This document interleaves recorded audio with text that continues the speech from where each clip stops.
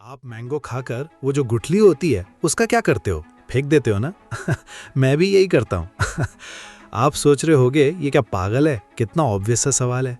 लेकिन यार उसी फेंकी हुई गुठली ने एक बंदा बना दिया जिसे पूरा इंडिया आज गुठली मैन कहता है।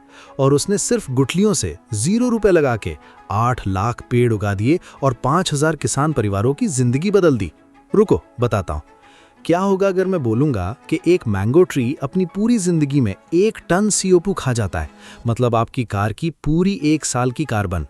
क्या होगा अगर बंगाल का एक किसान पूरा एक सीजन खेत में जान लगा के हाथ में सिर्फ 2,000 रुपए लेकर घर जाता है, इतना भी नहीं जितना एक जोमेटो ऑर्डर में खर्च होता है। क्या होगा अगर आपको बताऊं कि एक सिंपल साइंटिफिक ट्रिक से 15 साल वाला काम सिर्फ 3 साल में हो जाता है। और क्या होगा अगर इंडिया का हर एक इंसान एक बार सिर्फ एक गुठली दे दे तो 20 करोड़ पेड़ एक ही सीजन में लग जाते हैं, ऑस्ट्रेलिया की पूरी पॉपुलेशन से भी ज्यादा। रुको बताता हूं। जसमीत सिंह अरोरा, 53 साल, कोलकाता।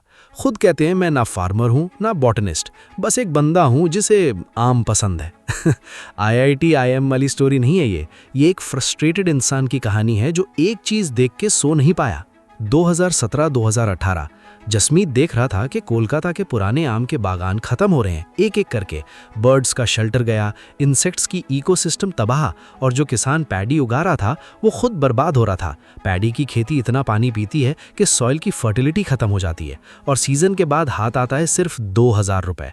एक महीने से ज्यादा की मेहनत, 2,000 रुपए। तब एक आइडिया आया, सिंपल, ऑलमोस्ट पागल वाला सिंपल। आम के पेड़ लगाओ। क्यों आम? क्योंकि आम का पेड़ सिर्फ फ्रूट नहीं देता, कार्बन स्टोर करता है, बर्ड्स को घर देता है, 100 साल तक देता रहता है। और एक किसान को एक ग्राफ्टेड मैंगो ट्री एनुअली 20,000 से 40,000 रुपए दे सकता है, पैडी से 15 गुना ज्यादा, लिटरली।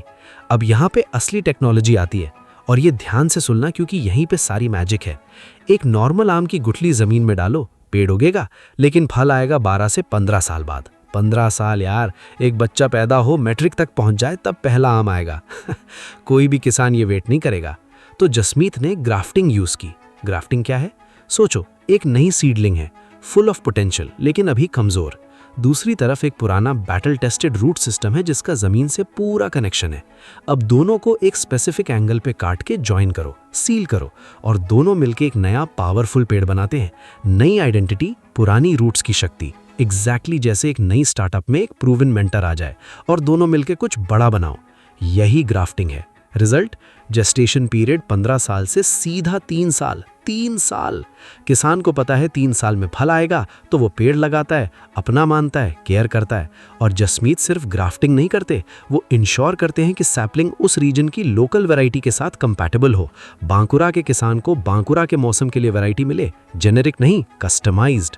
ये डिटेल छोटी लगती है, लेकिन इसी वजह से इनके पेड़ सर्वाइव करते हैं और बाकी लोगों के नहीं। प्रोसेस एग्जैक्टली समझो, क्योंकि यहाँ पे ही ये मिशन सबसे अलग है। आप गुठली बचाओ, पल्प साफ करो, छांव में सुखाओ, धूप में नहीं, वरना आउटर लेयर क्रैक हो जाती है। पेपर बैग में पैक करो, प्लास्टिक नहीं, क्योंकि प्लास्टिक में मॉइस्चर ट्रैप होती है और फंगस हो जाता है और सीड मर जाता है। पोस्ट कर दो कोलकाता। अब जसमीत के पास 1,000 गुठलियां आती हैं, सिर्फ 100 जर्मिनेट होती हैं, 10%। क्यों? जेनेटिक फैक्टर्स और कार्बाइड से आर्टिफिशियली पकाए आम की गुठलियां तो और भी कम चलती हैं, इसलिए कहते हैं सिर्फ नेचुरली राइपन्ड।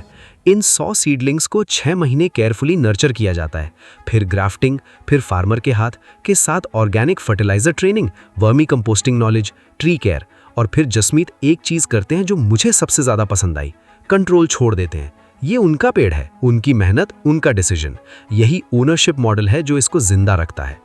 अब दुनिया क्या कर रही है ये भी सुनो, तब पता चलेगा जसमीत का मॉडल कितना अलग है।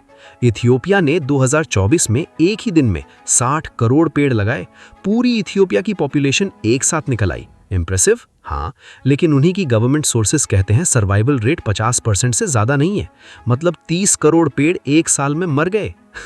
स्केल बड़ा था, अकाउंटेबिलिटी जीरो। चाइना ने तो एक पूरी ग्रेट ग्रीन वॉल बना दी, 2078 से शुरू, 2050 तक चलेगी, 4,800 किलोमीटर लंबी। दिल्ली से मुंबई 10 बार जाओ इतनी लंबी, बिलियंस ऑफ डॉलर्स। लेकिन बीजिंग फॉरेस्ट्री यूनिवर्सिटी की रिसर्च कहती है 85% प्लांटिंग्स ओवर टाइम फेल हो जाती हैं। Wrong species, local ecosystem ignore, सिर्फ नंबर्स का ख्याल। Billion spend, trees dead. Thailand ने तो और भी वाइल्ड किया। रॉयल थाई एयरफोर्स ने सीड बॉम्ब्स बनाए, सीड्स को सॉइल और न्यूट्रिएंट्स में पैक किया और एयरक्राफ्ट से जंगल के ऊपर गिराए। 800 फुटबॉल फील्ड्स के बराबर एरिया में सीड्स ड्रॉप। यार लिटरली बॉम्बिंग करो ट्रीज की। इनोवेटिव हाँ, लेकिन सर्वाइवल डेटा अभी भी शेकी है।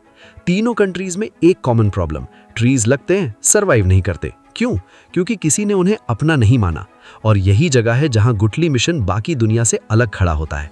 कोई बजट नहीं, कोई एयरफोर्स नहीं, कोई गवर्नमेंट मशीनरी नहीं, सिर्फ एक चेन, तुम्हारी गुटली, जसमीत की लैब, ग्राफ्टिंग, किसान की जमीन, किसान की ओनरशिप, सीधा, सिंपल, अकाउंटेबल।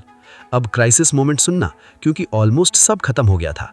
2017 से 2022 तक 5 साल जसमीत ये अकेले कर रहा था। कोई मूवमेंट नहीं बनी, थोड़ी गुटलियां आती थीं, कुछ पेड़ लगते थे, बस। पैसा नहीं, प्लेटफॉर्म नहीं, सिर्फ ऑब्सेशन। एक दिन, एक गुटली, एक किसान। फिर मई 2023 में एक वीडियो रिलीज की, सिर्फ एक वीडियो, मुझे सिर्फ एक गुटली चाहिए, बस इतना। और वो वीडियो वायरल हो गई।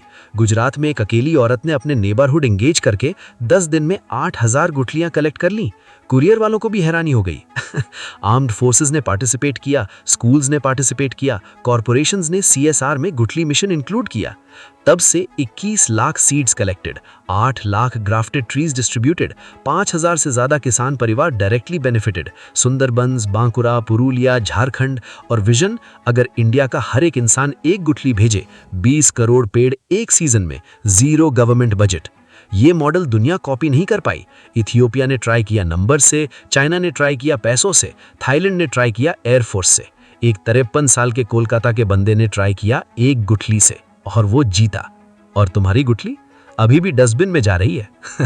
तो आज का सवाल, आपके शहर में अगर एक गुटली कलेक्शन बॉक्स लगाओ, सोसाइटी में या स्कूल में, तो लोग एक्चुअली पार्टिसिपेट करेंगे या सिर्फ व्हाट्सएप फॉरवर्ड करेंगे? कमेंट में बताओ। लाइक करो, सब्सक्राइब करो, शेयर करो। किसी एक दोस्त को भेजो जिसे आम पसंद है, शायद वही अगले गुटली मैन निकले। Thank you ji, bye bye.